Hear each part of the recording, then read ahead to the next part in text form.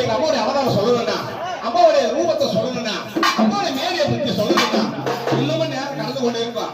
அந்த பெருமிக்கெல்லாம் சொந்தக்காரர் இந்த மாசி ஒரு மதத்துல அந்த பட்டணத்தை மாறி கொள்ளையிட எங்க அம்மா அவதார ரூபங்கள் கொண்ட அம்மா அவ போராளி பல்லழகி கண்ணழகி மண்ணழகி அவ போராளி